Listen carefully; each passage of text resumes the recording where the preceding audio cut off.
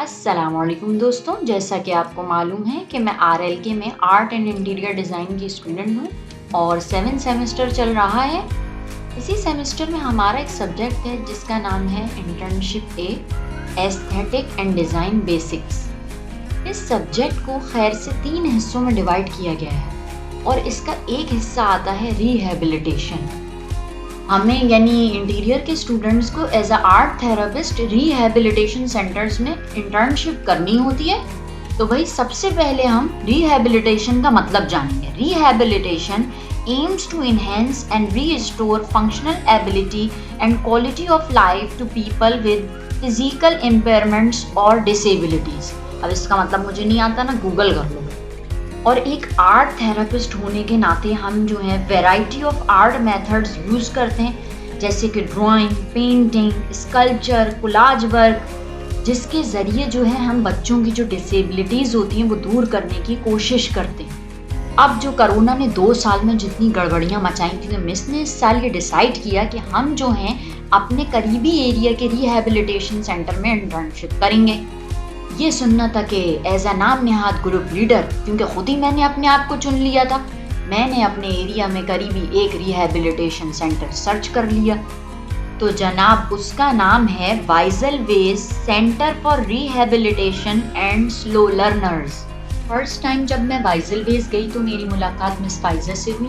She is really humble and nice person और उन्होंने हमें इंटर्नशिप अलाउ कर दी। इस परमिशन लेटर के साथ हम वाइजल वेज दोबारा गए और हमने ये वहाँ सबमिट किया और उन्हें बताया कि एक अदद मसला आ गया, क्योंकि मसाइल ना हो तो ज़िंदगी अधूरी सी लगती है, कि हमारे मिड्स आ रहे हैं। तो हम ये इंटर्नशिप अप्रैल में ज्वाइन करेंगे। रमज़ान स्टार्ट हो चुके थे और हमारी इंटर्नशिप का पहला दिन था 5 अप्रैल को, और हमें शुरू के 4 दिन लगे उन बच्चों को ऑब्ज़र्व करने में। डिफरेंट एज ग्रुप्स में हमने डिफरेंट डिसेबिलिटीज़ को ऑब्ज़र्व किया और उसी हिसाब से, ताकि हम अपनी एक्टिविटीज़ को प्लान कर सकें। हमें बेसिकली यहाँ पर बच्चों की डिफरेंट स्किल्स पर काम करना था। तो हमारे पास यहाँ पर थी इमेजिनरी स्किल, मेमोरी स्किल और मोटर स्किल। मोटर स्किल के अंदर हमारे पास थी ग्रॉस मोटर स्किल और फाइन मोटर स्किल। शुरू में हमने बच्चों को इन एक्टिविटीज़ से यूज़ टू करवाया, उन्हें हमने प्रैक्टिस करवाएंगे एक्टिविटीज़, और फिर हमें इसके बहुत ही अप्रोप्रिएट रिजल्ट्स मिले। सबसे ज़्यादा खूबसूरत लम्हा था हम सारे ग्रुप मेंबर्स के लिए जब उन बच्चों ने इन एक्टिविटीज़ का इनक्रेडिबल रिस्पॉन्स हमें दिया। बच्चे इन एक्टिविटीज़ से बहुत खुश हुए और हमने बहुत इन्जॉय किया इन एक्टिविटीज़ को परफॉर्म करवाते हुए बच्चों को।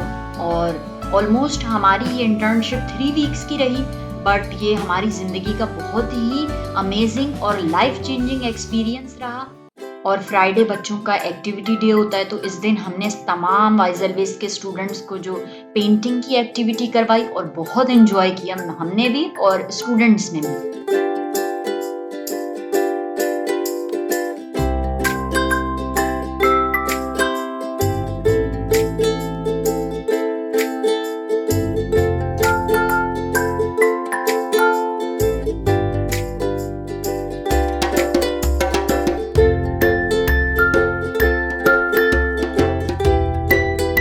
ये हम बच्चों को मेमोरी स्किल्स की एक्टिविटीज़ करवा रहे हैं और अगेन बच्चे खूब एंजॉय कर रहे हैं इन एक्टिविटीज़ को।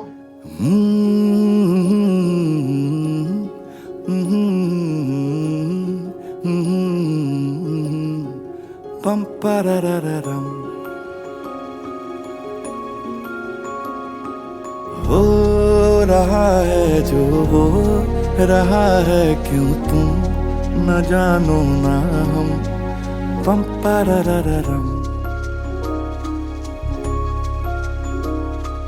क्या पता हमें है कहानियां हैं, कहानी में हम। पम पररररम कभी कभी जो ये आधी लगती है, आधी लिख दे तू, आधी रह जाने दे, जाने दे। जिंदगी है जैसे बारिशों का पानी, आधी भर ले तू, आधी बह जाने दे, जाने दे। हम समंदर का एक खतरा है यार, समंदर हैं हम। पम पररररम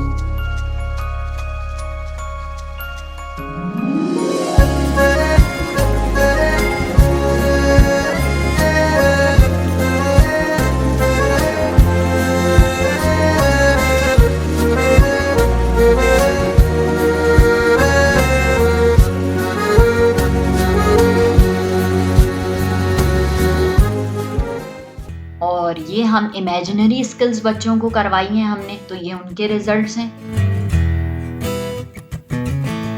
खोलो खोलो दरवाजे पर्दे करो किनारे, खूंटे से बंधी है हवा मिल के छुड़ाओ सारे।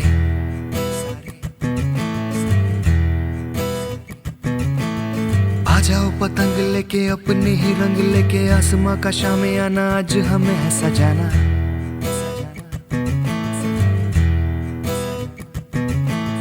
क्यों इस कदर हैरान तू, मौसम का है मेहमान तू।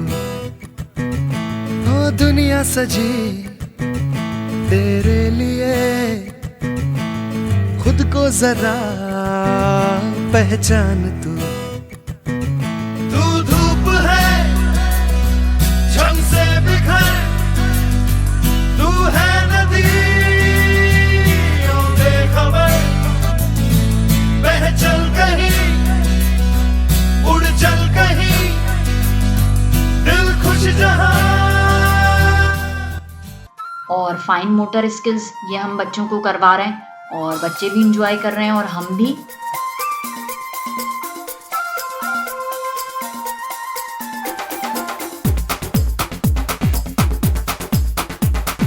देखो देखो क्या वो पेड़ है, चादर ओढ़े या खड़ा कोई। हे देखो देखो क्या वो पेड़ है, चादर ओढ़े या खड़ा कोई। बारिश है या आसमान ने छोड़ दिए हैं नल खुले कहीं। हो हम जैसे देखे ये जहां है वैसा ही, जैसी नजर अपनी खुल के सोचे आओ, पंख जरा फैलाओ, रंग नए बिखराओ। चलो चलो चलो चलो नए ख्वाब बुन ले।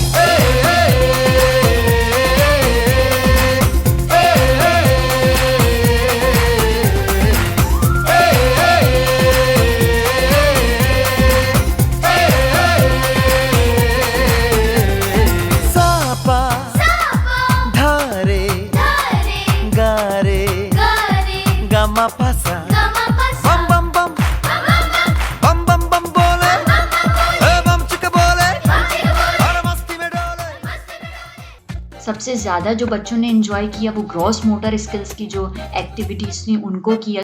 इतनी सी हंसी, इतनी सी खुशी, इतना सा टुकड़ा चांद का, ख्वाबों के तिनकों से चल बनाए आशियां।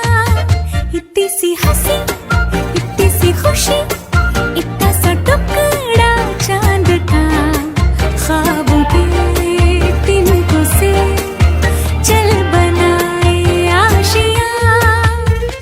दबे दबे पाँव से आए हौले हौले जिंदगी, होठों पे उंगली चढ़ा के हम ताले लगा के चल गुमसुम तराने चुप के गाए। आधी आधी बांट ले आजा दिल की ये ज़मीन, थोड़ा सा तेरा सा होगा थोड़ा मेरा भी होगा अपना ये आशियां।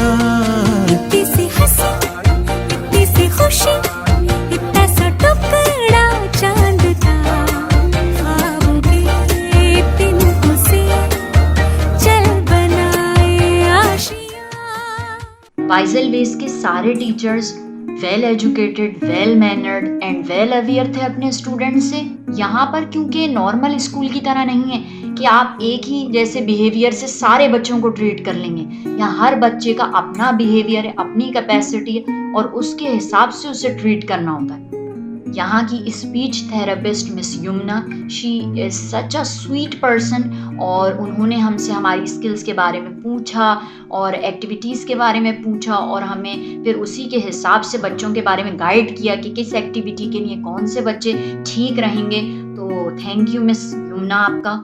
एक्टिविटीज़ करवाने के दौरान बच्चों के वो क्यूट जेस्टर्स, वो प्यारी प्यारी हरकतें कुछ तो ऐसी हैं जो कि मतलब कैमरा कैच ही नहीं कर सकता था ना, क्योंकि हम जब तक कैमरा खोलते तो वो इंस्टेंट रिएक्शंस थे उसी वक्त और वो ख़त्म हो गए।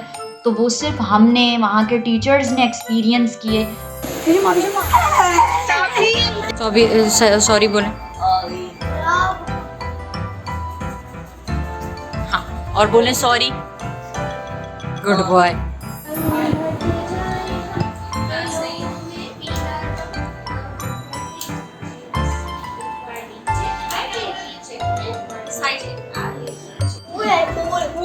दिखाएं कबीर, कबीर इधर दिखाइए, मिस को दिखाएं।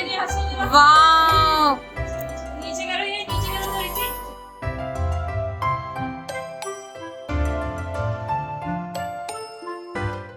और ये लास्ट फ्राइडे को हमने क्ले से एक्टिविटी करवाई थी।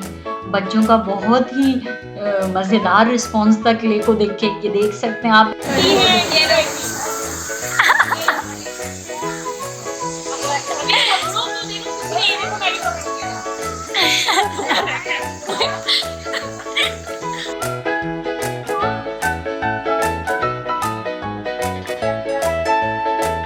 और ये सब चीज़ें टीचर्स ने मिलके, स्टूडेंट्स ने मिलके बनाई हैं ये सारी। और देख लें कितनी प्यारी प्यारी चीज़ें हमने क्ले से बनाई हैं मिलकर। अस्सलाम वालेकुम सर। सर मुझे ये पूछना था कि आपने जो वाइजल वेज स्टार्ट किया वो कब स्टार्ट किया था? वाइजल वेज 2013 अप्रैल में हुआ और मुझे 9 साल। और उसकी इंस्पिरेशन क्या थी आपको स्टार्ट करने की? इंस्पिरेशन ये थी कि चूँकि मैं खुद स्पेशलाइज फील्ड में मैंने किया और मैं जाहिर सी बात है फील्ड में काम करता रहा, तो मैंने ये चीज़ ऑब्जर्व की कि इस फील्ड में बहुत से बच्चे ऐसे हैं जिनके लिए यहाँ पर हमारे क्राइटेरिया सेटअप मुकम्मल नहीं है, खासतौर पर स्लो लर्नर बच्चे जो बज़ाहिर बिल्कुल देखने में they looks normal, they behave normal, लेकिन उनकी जो लर्निंग प्रोसेस है वो मेनस्ट्रीम बच्चों के लिए जो है वो कम होता है। तो उनके लिए कोई ऑप्शन नहीं था, या तो वो जो फिर मेनस्ट्रीम स्कूल में जाएं जो कि सही नहीं था उनके लिए, या फिर जो स्पेशल बच्चों के स्कूल में जाएं वो भी उनके लिए नामुनासिब थी। तो ये बुनियादी जो है वो एक मुतारिक हुई थी बात, इसकी वजह से जो है मैंने सोचा कि ऐसा सेटअप होना चाहिए जिस बच्चों के लिए भी कोई ऑप्शन हो, और ताकि वो अपनी जो जहाँ तक जिस लेवल तक हो सके अपनी एकेडमिक और सोशल लाइफ में जो है वो अच्छे से गुजारें। मुझे एक बात कहनी थी बस जाते जाते कि पेरेंट्स, टीचर्स तो किरदार अदा कर ही रहे हैं डिसेबल बच्चों के साथ, लेकिन अगर आपका कोई भी रिश्ता है लाइक भाई का, बहन का या कोई भी, तो आप इन डिसेबल बच्चों का ना साथ बने। उनकी गलतियों को नोट करने से ज़्यादा, उनकी इम्परफेक्शंस को नोट करने से ज़्यादा उनकी छोटी छोटी एफर्ट्स को अप्रिशिएट करें। और लास्ट में मेरी ये रिक्वेस्ट है कि आप सबसे कि इन रिहेबिलिटेशन सेंटर्स को सपोर्ट करें। आप एजुकेटेड हैं तो अपनी एजुकेशन से सपोर्ट करें, फाइनेंशियली स्ट्रॉन्ग हैं तो डोनेशन और फंड रेजिंग में इन्हें सपोर्ट करें, और अगर आप डॉक्टर हैं, थेरेपिस्ट हैं तो यहाँ पे अपनी खिदमात दें, क्योंकि पाकिस्तान को ऐसे रिहेबिलिटेशन सेंटर्स की बहुत ज़रूरत है।